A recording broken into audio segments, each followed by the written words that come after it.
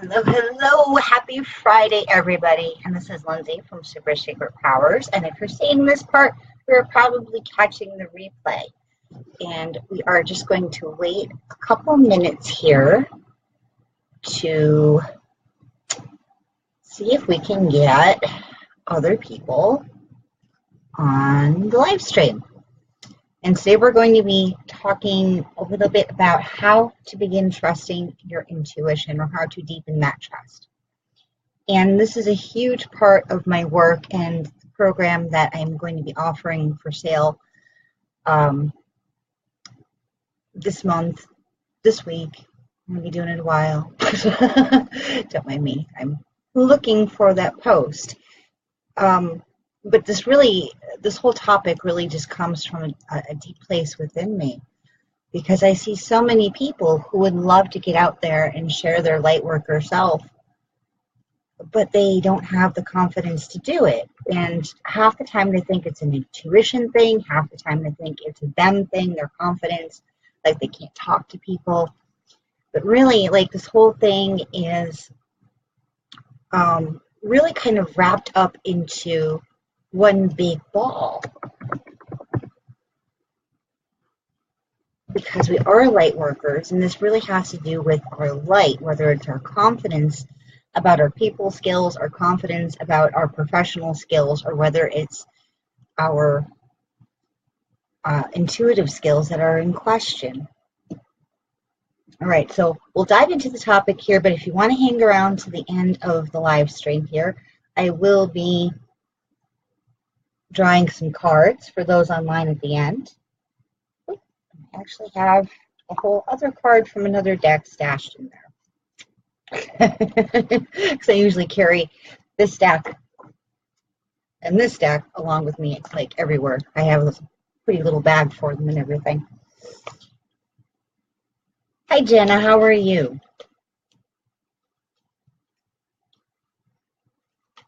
I'm only going to wait like another minute here before we really start diving into what I want to say today about trusting your intuition.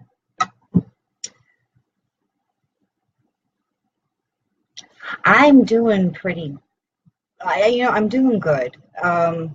This is a crazy eclipse season, and now post-eclipse season. And we're actually looking for a new house, and I wanted to show everybody this today. Now, this is like all the memes that go around paranormal groups that say, like, if somebody paid you $1 million, would you stay here like for a year or for a weekend or something like that? I know that's what it looks like. You have to use your intuitive vision with this. You have to use your inner eye to really see potential in this. But this is the house that I am absolutely freaking obsessed with since yesterday. We drove by it because we were going to see a completely different house. And when we saw it in person, we were like, oh, you are my house. You are my perfect witchy house, the one that I have always dreamed of. And you will be my house, but we have to see, because there's no pictures of the inside. There's only those 2 pictures of the outside, and well, it certainly needs a paint job, but we didn't see anything else actually wrong with the structure or the roof or anything. So we're like, oh, I hope it's like, I hope it's an estate sale kind of thing. So I'm like on pins and needles waiting for the appointment to come through to go take a tour of that. Tempted to bring all my sage and my incense and things like that when I go, because I know there's something in there. It's just like, but it's not a bad thing. I would certainly consider them a good roommate. All right, so we're going to talk about how to trust your intuition. For me, I don't know how many people have been following what I've been saying this week, but I started talking a little bit about how I came into my own powers, but my own confidence with it and my own personal power with it. And I've been a reader for over 15 years, but I've been doing it professionally over 10 years. On and offline. I used to do it at fairs and festivals as a promotion, just to get people to come to my little metaphysical booth. And it would draw people in droves. I had an hour and a half waiting line one 4th of July for a $5 tarot reading. 10, 15 minutes, you're kind of in, you're out, general, here's the situation kind of thing. An hour and a half waiting line. And all those people were milling around my booth in the meantime. But my intuitive confidence didn't come from that. Even when I was doing that, because this is a couple of years ago now, I was still in the space where I felt really lucky to be getting the intuitive hits I was, to be getting that deep connection that a good client will get with you. When they say like, oh my God, you nailed it exactly. Like, that's exactly what I needed to hear. I still felt like really lucky. And it was kind of like I was still in this whole hit and miss pattern, at least I thought I was, for my intuition. Even when I was doing the readings, even when I was nailing it and knocking that whole thing out of the park. So the confidence doesn't come necessarily from the good proof, because then you're always worried about whether it's going to happen the next time or not. My confidence didn't come from all the cool paranormal investigations I did. And those were things that even I nailed those. And like, it seems silly looking back in retrospect about how this list of where my confidence and my trust with intuition didn't come from. But I was always trying to work it, trying to find my flow with it. But I was always looking for external proof. And the investigations, they went well. And I had kind of trained my friends, and we had like a little team, and we would go out, we had forums, and we were all professional. And I didn't even tell everybody that everybody had a ghost. I was very much like, all right, well, somebody's grandma's like puttering around the kitchen still. You might hear some noises, but she's not like actually there still. Or, sorry, I think this is the energy that you're bringing to this house. So it wasn't even like I would get all into the fact that like there were ghosts everywhere. I was just as much a debunker and a getter to the truther as I was using my psychic skills to see what was there and what wasn't there. So even though I was being professional and I was being centered in my knowing, at least at the time, I still didn't feel like it was enough. So my trust in my intuition didn't even necessarily come from that. Now, what did come from that were some people skills. People skills from the paranormal investigations, for having to go into just about anybody's house. And a lot of times, at least in this area where I'm at, if they're saying they have like these great big hauntings and whatnot, half the time it's reflected back in their lives and how they're keeping their homes. Very, very few times have we walked into somebody's orderly life and house, unless maybe they were doing a renovation at the time, and have had things been calm. So the energy that you're carrying in your house and in your life certainly does reflect on that. But we gained the people skills and the confidence in my own people skills to be able to at least, talk to people and kind of nudge them in the right direction. When you only have 10 or 15 minutes with somebody live at a fair and you're doing tarot readings, you kind of have to just be able to say what you need to say. But that doesn't mean you necessarily trust your intuition. Like I was saying, I was still caught in this pattern of going like, well, am I going to get it next time? Or am I going to be wrong and somebody's going to really lash out at me for that, attack me for being wrong. Because there are all sorts of people out there. I had worked on Uranum for many years. And while I made very good money, people somehow don't seem to think you're a real person when you're sitting there on Uranum. They don't really get that you have to spend all those hours online just to attract the ability to make some money, because Uranum is just video chat. It's not phones or it's not just typing, you would have to type for free. Type and talk to the video for free. And, you know, so the confidence doesn't come just because you're able to do. And it didn't come from chasing down every single sign, omen, intuitive hit that I got. Because again, that's searching for external validation of what's going on. And when you get those hits, half the time, you're not even objective enough to really see how it applies because you're so caught up in, but I really, really want that. Like this house, like my gorgeous house. I'm finding my gorgeous rundown house. I'm finding it hard to be objective about getting it or not getting it, or being able to say, well, the price is cheap. That's a lot of work. And it's taken me years to come to the point where I could be objective before I learned into that process. Yeah. And I was listening to Christina Quick's, what was it, a webinar, webinar workshop thingy about how to do the hotlines, and everybody was talking about the like the peeping Tom kind of guy, the honorarium. I had gotten him a couple times. He was very interesting. After a couple times, though, I was just like, I wonder if it's really against the rules if I just, you know, like pull the computer screen down and let him log off when he's done, and I'll go and do something else in the meantime.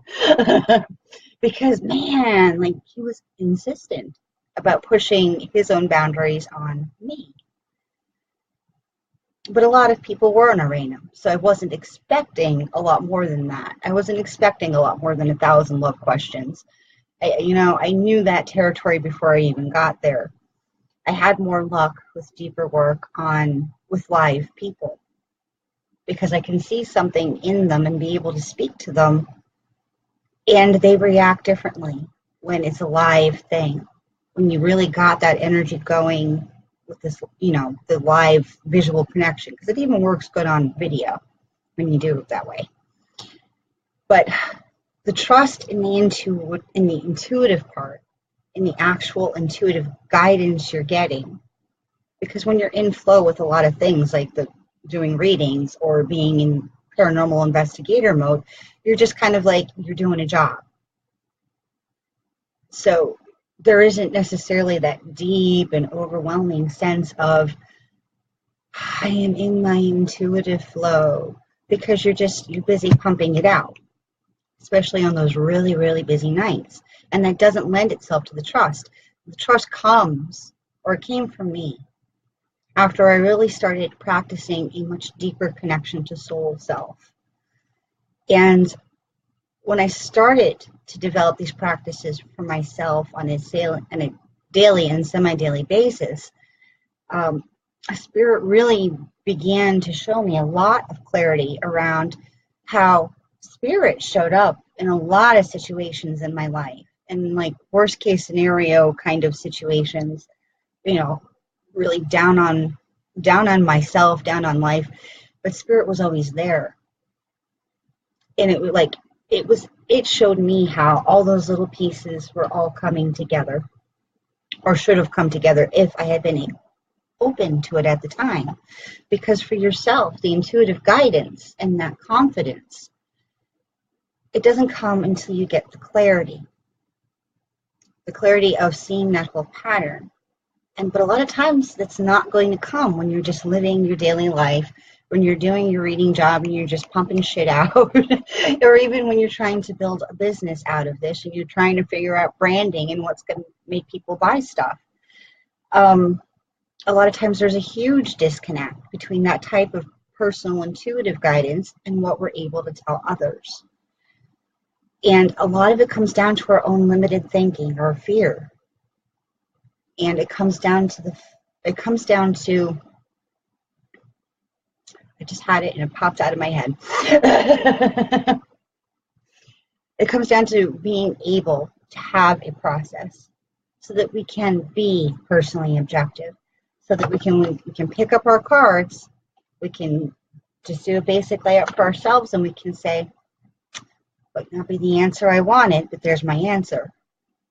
Let's see where coming from this perspective leads us. But when I didn't have that process, when I didn't have the anchoring into source, I was always underpowered because I was always worried. I was always worried about whether, I was going to connect with this next client or not, if this client was going to complain, if they wanted their money back. I was worried what I was going to find in the houses, and I was worried about everything in life in general. It was a pervasive patterns, especially when you're intuitive. You're also probably, you have some empathy, and that whole I feel everybody else and I feel everything so easily gets turned around in your system into this very draining kind of pattern, and you end up going through life like constantly looking outside yourself, going like, what's next? Where's it going to come from now? And it can, like, if you were having problems feeling like you belonged in the first place, when the empathy and the sensitivity starts turning in on itself, it will make you even more reclusive, make you feel like you can't live in this world. It's going to make you feel more depressed. It's going to make you feel a lot worse. But it's only our energy turning itself in on itself. And that isn't who we are, because we are light workers. And we are hardwired to handle huge love, huge connection to source, and huge connection to soul self.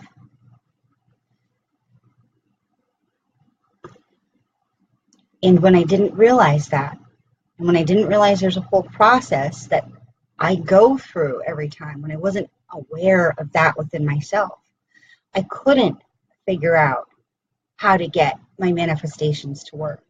They would work backwards, or they would only happen for my husband, and I'd end up losing money.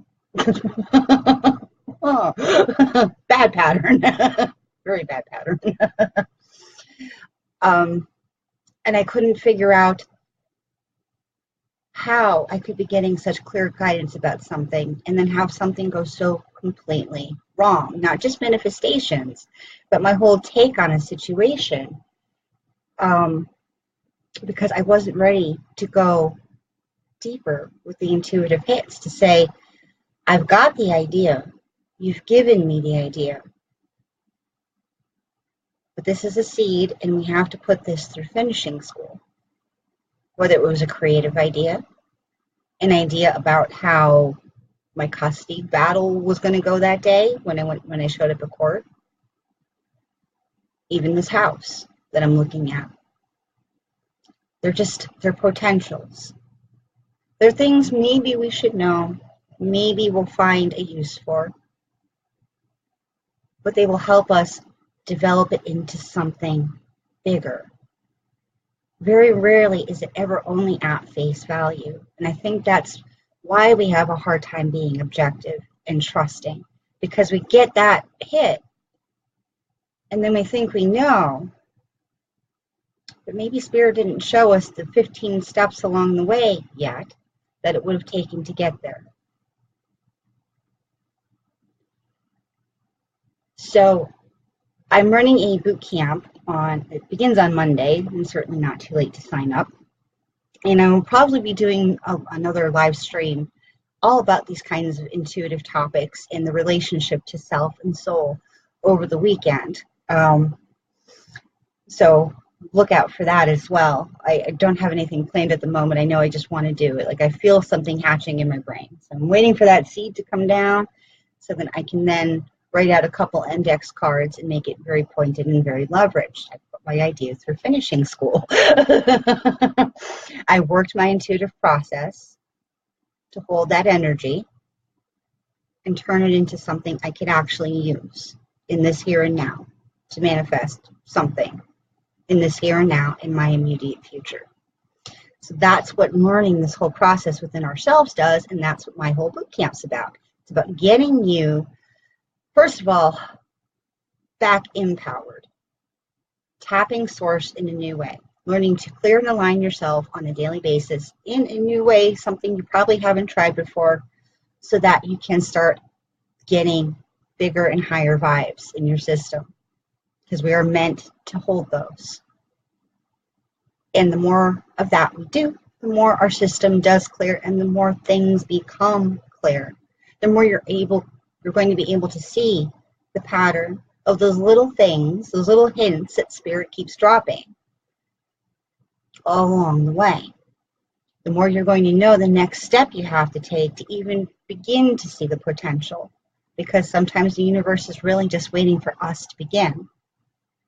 So we have to know the difference between our different intuitive signals, whether they're go signs, stop signs, or yield, kind of waiting on you sign. You have a couple options in this scenario. Any one of them could serve you. How are you going to act? So we have to know when those signals are coming through, so that we can better interpret them, so that we're not in doubt, so that we're not turning everything back in on ourselves when it doesn't work out the way we thought it would, because we're going to be more attuned to to the guidance that is actually coming through, to be more objective and in an actual dialogue between you and Spirit on a much more consistent basis. So that's what my boot camp's all about. I'll drop the link for that in just a little bit. Hello, Julia. I don't know if you're still here. That's cool that you were writing something about that the other day. And that's how I find that I'm in tune. It's not so much that when I look to see for external validation, Jenna, but it's when it just comes to me, a true synchronicity, and not something that I had to force to happen. When I just happen to log on to a live stream and somebody's talking about the exact thing that I thought that I made up by myself.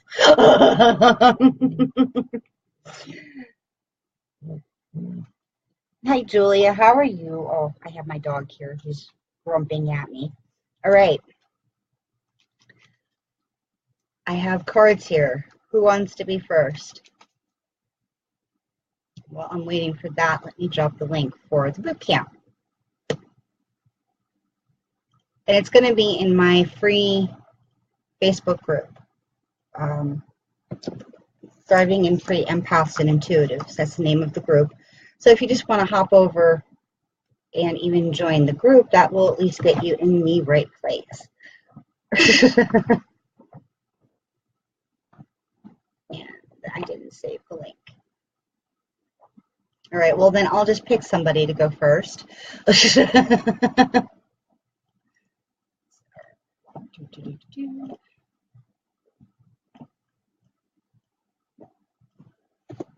right, there's the link. All right, Jenna, since you were on first, if you're still with, even if you're not still with me, I'll tag you. But I will draw for you first. You can see Xander in the background, climbing on the futon. I will read that in a second. I just want you to get a good feel for the card. Into the Unknown. And this is the Enchanted Map deck. I love this deck. And actually, I am totally in vibe with this card right now. Into the Unknown. I can't get the words to pick up. But I think the synchronicity kind of meant something for you today. And part of me is wondering if the fact that you, this is for Jenna, the fact that you even had picked up on something in a random live stream isn't some kind of signal that you should be looking at that a little bit more seriously in your life. Because the funny part is about when we feel like we're going into the unknown, when we feel like we're on the cusp of something we hadn't considered before, when we take that next step and start working it, we actually find how this had been the next step all along. This isn't actually the unknown. This was actually the next logical conclusion. But it's just having that 30-second bravery to give yourself permission to just begin. So I hope that makes sense, Jenna. Let me type that in here.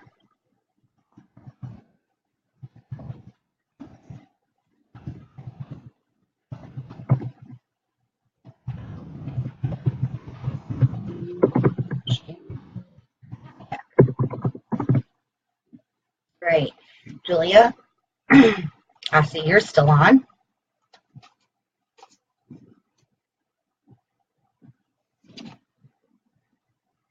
Encouragement.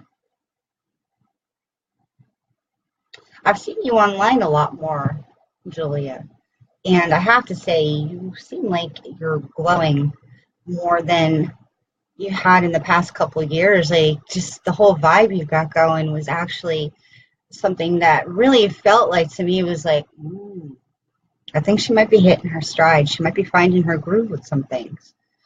So I really hope that is true for you. And do take that as encouragement to say that what is working for you now, what feels good for you right now, you know, where you got that flow going, that's where you need to invest more. More time, more energy, more love. Just love it to death. Does anybody else want a card before I hop off for Friday night? Should probably see if I can pop over to the other group real quick first. I shared this too.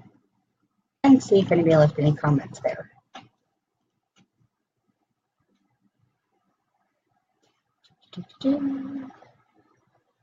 No, nothing yet. All right. Well, I will have my decks with me tonight as I go about, because we've got to do some food shopping and whatnot. So if anybody does want an impromptu card tonight, just let me know in the comments, and I will get that to you, even if it's in front of like an avocado. We'll make it fun tonight. All right. Thank you, Julia. All right, and I will see you guys over the weekend, because I want to do more promoting and I want to talk more about this intuitive boot camp. And I hope to see you there. Have a great Friday night, guys.